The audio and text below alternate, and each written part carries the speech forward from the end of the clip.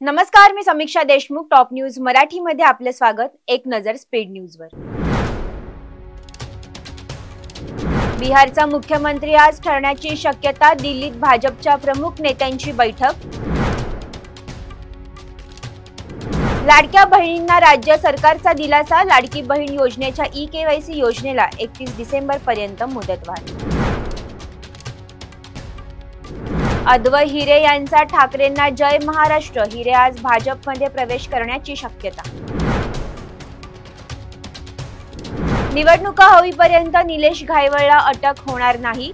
माजी आमदार रवींद्र धंगेकर यांचा आरोप.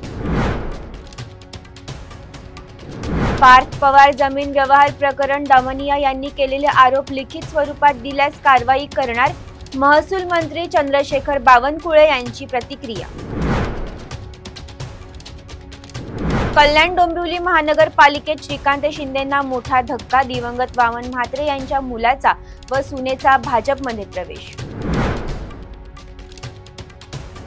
पार्थ पवार जमीन व्यवहार प्रकरणात अमेडिया कंपनीला दिलासा.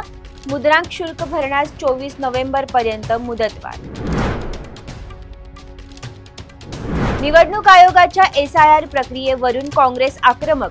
दिल्लीत आज काँग्रेस नेत्यांची महत्त्वाची बैठक. एकमेकांना शिव्या घालायच्या आणि घरातल्या घरात राजकारण करायचं. मंत्री गिरीश महाजन यांची नाव न घेता एकनाथ खडसेंवर टीका. सुनील तटकरे यांनी समोर बसून म्हाडाच्या विकासावर चर्चा करावी. मंत्री भरत गोगावले यांचा तटकरेंना आवाहन. पुणेकरांनो, पाणी जपून वापरा. शहराच्या बहुतांश भागाचा पाणी पुरवठा गुरुवारी राहणार बंद. तुर्तास इथेच थांबूया. तोपर्यंत पाहत रहा टॉप न्यूज मराठी. आपला महाराष्ट्र, आपली बातमी.